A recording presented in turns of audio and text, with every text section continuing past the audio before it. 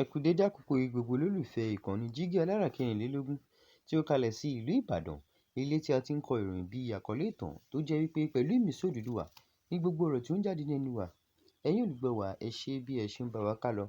Ojú tẹsí fún wa kò ní fọ́, etí tẹsí fi ń gbọ́ wa kò ní dì. Ajíbádé Emmanuel Olúwatómọ̀ náà ni orúkọ títí èmi.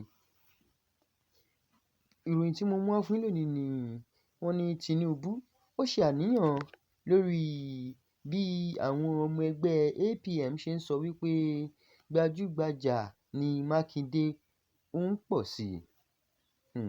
Àwọn ọmọ APM ń sọ pé gbajúgbajà Mákindé ń pọ̀ sí, Tinubu náà sì ń ṣàníyàn. Ẹ jẹ́ ká lọ nínú ìròyìn náà.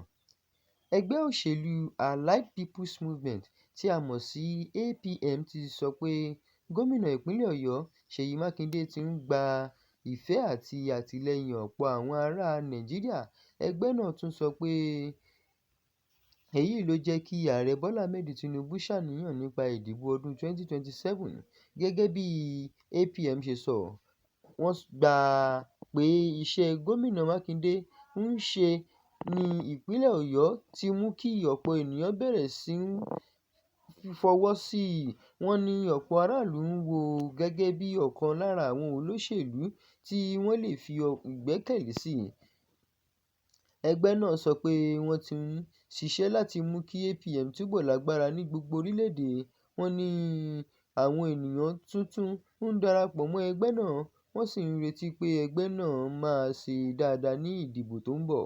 APM tún sọ pé ọ̀pọ̀ àwọn ará Nàìjíríà sì ń dojú kọ ìṣòro bíi gbígbóná iye oúnjẹ, àìníṣẹ́ àti àìlera nínú ààbò.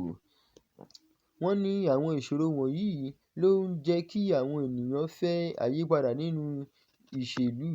Ní ẹgbẹ́ kejì, àwọn aṣojú ẹgbẹ́ APC kò faramọ́ ọ̀rọ̀ APM.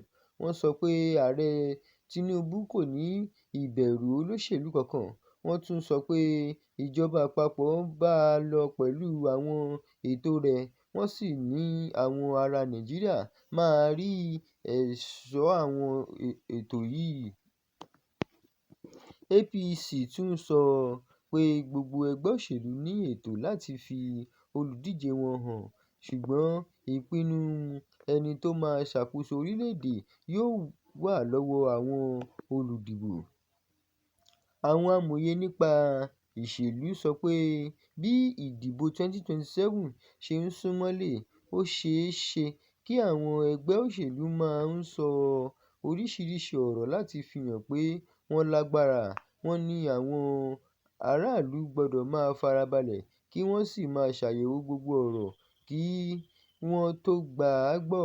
Wọ́n tún sọ pé ohun tó ṣe pàtàkì jùlọ ni pé gbogbo ẹgbẹ́ òṣèlú yẹ kí wọ́n ṣe ìpolongo wọn ní àlàáfíà láìsí ọ̀rọ̀ tó lè fa ìjà tàbí ìṣòro.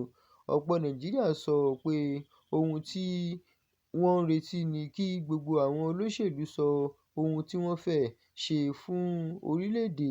Wọ́n ní àwọn ènìyàn tó fẹ́ gbọ́ nípa bí ìṣòro oúnjẹ, ààbò, iṣẹ́ àti ọrọ̀ ajé ṣe máa dára sí i.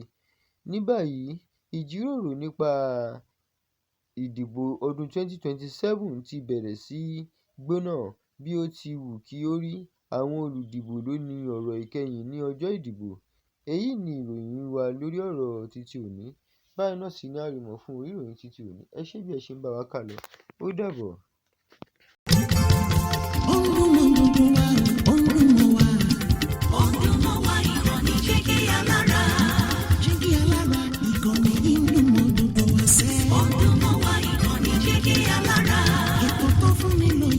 Ètò tó wà ní lọ́yẹ̀ wà ń bẹ̀. Ọdún mọ́ wá ìkànnì Jígí Alára. Ìròyìn lóríṣiríṣi tàbí mọ́ bó ṣe ń lọ láwùjọ.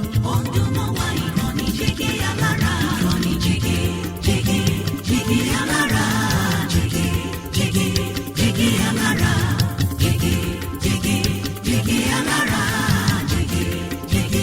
Jígí Alára. Ìkànnì Jígí Alára 24 bàbá gbogbo.